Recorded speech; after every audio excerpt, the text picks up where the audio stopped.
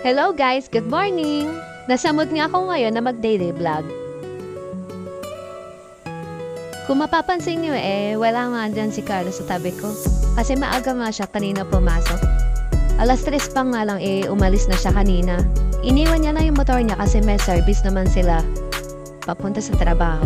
1 week nga daw ang trabaho nila. Next week pa siya makakauwi. Bumangon na nga ako. Pagkabangon ko nga, diretso na ako sa CR. Andiyan na yun. Nag-ihi, tumae, naghilamos na ako dyan. Pagkatapos nga ito nga at ligpit naman tayo ng higaan. Ayan, inisa-isa ko na yung mga una nilalagay sa mga lagayan.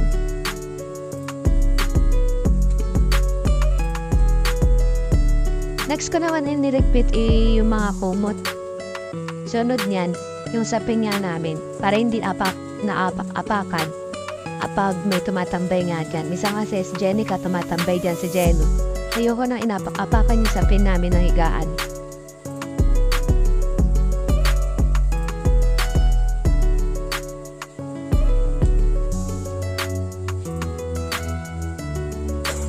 Pagkatapos, binuksan ko na nga yung pintuan namin para pumasok na yung liwanag. Sunod naman itong aming bintana. 7:30 na nga pala nung umaga yan. Tulog pa nga si Jello dyan. At napansin ko nga yung mga helmet is nakakalat. Kaya, ayun, niligpit ko muna.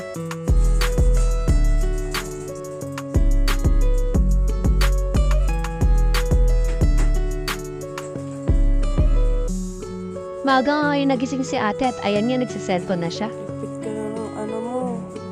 Ano dyan? Pagkagising nga ni Jello, ayan nagpabili na nga siya ng hotcake. Yan nga daw gusto niyang almusal na yun. Ang binili niya is 4 na hotcake. Sabi ko, 4 para tig-2 sila ni ate.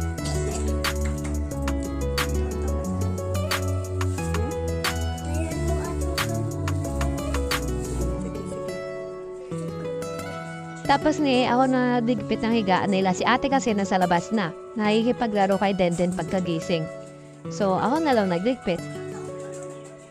Nasa mood naman ako ngayon kasi kung hindi ako nasa mood, papagalitan ko na naman si ate at papaligpitin ko dito ng mga higaan nila. Kasi siya talaga nagliligpit niyan. Hindi pwedeng ako na lang lagi magliligpit ng higaan nila. Ayan, kinakain na nga ni Jelly yung hotcake niya.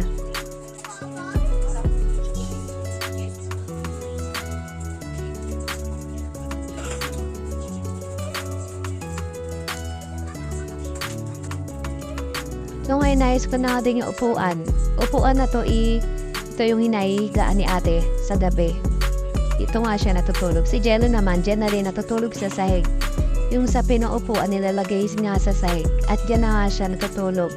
Kasama sila ni ate kasi hindi na nga siya tumatabi sa amin matulog. Ni papa niya. Ayaw na nga niya sa amin magtabi. Kaya gusto niya dito lang sa taas. Nagsusolo na din siya sa higaan niya. Tapos nga, sinabunan ko naman itong mga tubigan namin. Bago ko lagyan ulit ng bagong tubig, sinasabunan ko nga muna. Kasi iba, malansa, may mantika, mahawak ng amay, madumi, tsaka yung nguso. Siyempre, di mo maiwasan minsan yung mga bata mag-ung-ung. Tapos kung hugasin yung mga bote, napansin ko nga itong sa taas ng pingganan namin. Parang ang gulo-gulo na, sige lang patong na mga Tupperware. Siyempre tayo, nanay na, nanghinayang tayo itapon yung mga Tupperware na pwede pang lagyan ng mga pagkain. Kasi minsan, natatapon ko, tapos may pagkain, pag tinapon ko na, tapos may pagkain na kailangan ilagay sa Tupperware. Sayang naman siyempre maghanap tayo ng Tupperware, tapos wala na, tinapon. Kaya ngayon, ang hinayang na ako magtapon ng Tupperware, ayan. Patabi ko lang muna dyan para pag kailangan ko, kukuha na lang ako dyan sa taas. Pansin ko lang kasi parang, gulo-gulo na, sige lang patong.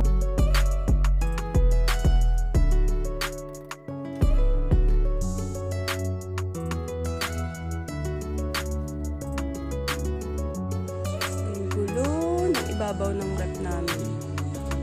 Sa aming abubot. Di nga ako ngayon naglaba. Kaya sabi ko, isip ko bukas na lang para sabay na lang sa uniform na huhubarin ng mga bata mamaya. Para bukas, sabay ko na ilabhan. Yung mga labahan namin, tas uniform nila. Mamaya kasi may pasok na yung mga bata.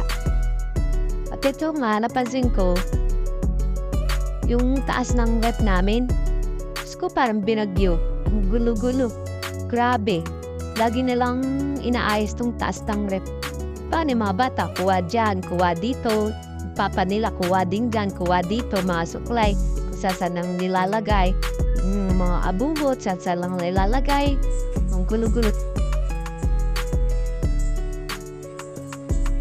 Tapos nga ng pagliligpit ka sa taas ng rep, isipan ko naman magwalis sa labas kasi ang dami ng mga dahon-dahon. Diyan nga sa gilid nga ng bahay namin, may mga halaman dyan.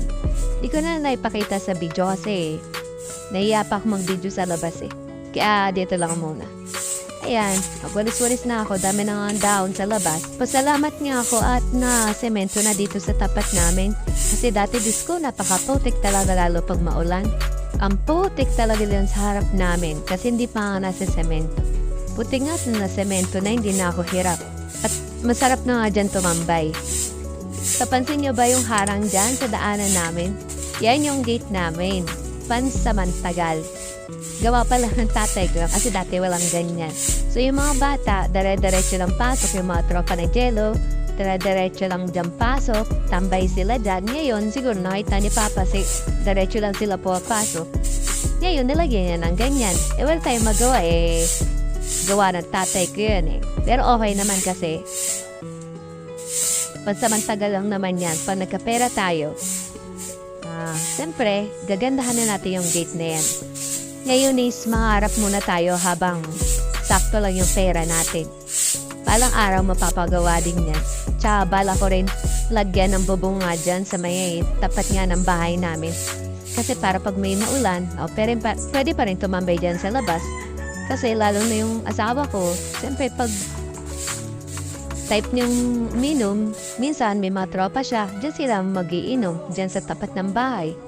Kasi nagsisigarilyo nga sila, mas gusto ko dyan sila sa labas.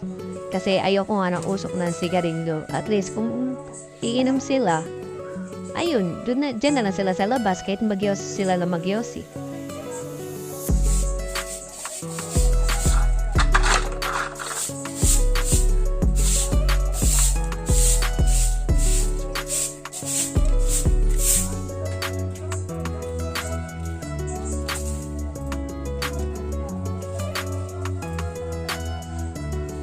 At ayun nga guys, pagkatapos ko nga magwalis, 10:30 na nga. Kaya nga nag-ready na ako para magsaing at kakain nga yung mga bata bago pumasok.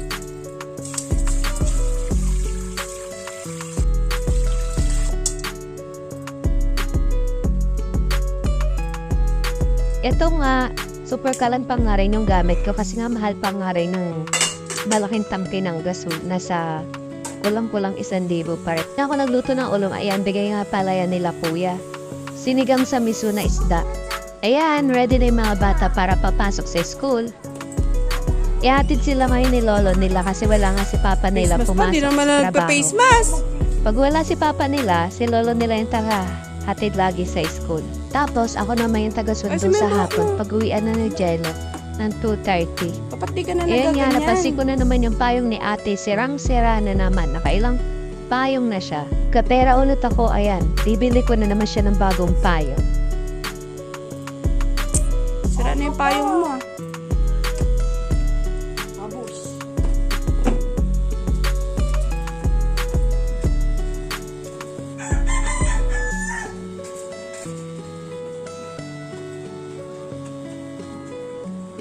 Huwag mo na lolo.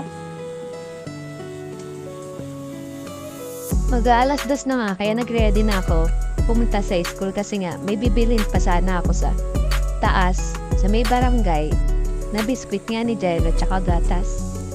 Kaya bago ko siya sunduin, dadaan nga muna ako doon sa may barangay para makabili nga ng bibilin ko. Ito nga guys, dito ako dumaan sa lumang hagdan. Dati nung elementary ako, dito talaga ang daanan namin. Paakyat, papuntang school. Ayan, sirang-sira na nga talaga siya. Pero maganda kasi dito dumaan. Maiksi lang yung hagdan. Pag akit mo, andun ka na agad, di ka masyadong hingal. Kaya pag di maulan, maganda ang panahon, dito talaga ako dumadaan guys. Kasi nga, yung hagdan nga, di masyadong nakakapagod. Kita niyo yung view, di ba? Ang ganda. Kaya pahinga muna dyan. Ayan, akyat na naman ulit. Hanggang makarating na tayo sa taas. Pero pag maulan talaga, hindi talaga ako dito nadaan kasi sobrang dulas nga talaga dyan. Sa ibang hagdan ako dumadaan.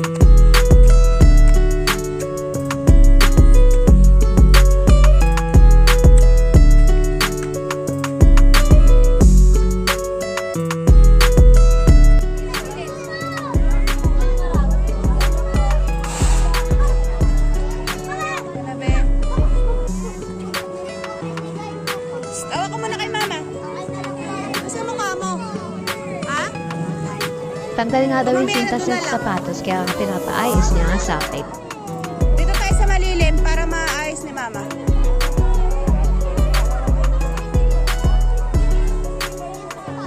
Wait mo ako. At ayan nga guys, pauwi na kami at dito nga kami sa isang hagdan dumaan. Ito yung maayos na hagdan. Kaso nga lang guys, pagpakit ka nga lang dito is sobra talagang nakakahingal. Kaya pag susundo ako sa ibang hagdan ako dumadaan, tapos pag uwi, dito talaga ako dumadaan kami dalawa ni Jello. Tignan nyo nga yung view guys, sobrang ganda diba?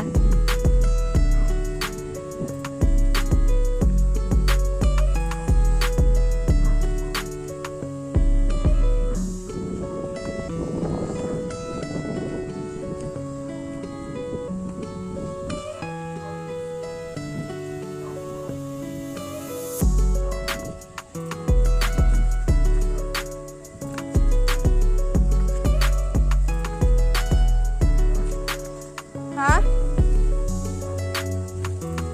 Ana? Una ka na doon? Ato si Tito bukas yung pintuan. Nasa bahay si Tito. Siya nga daw magsusundo dapat sa'yo eh. Gusto mo ba?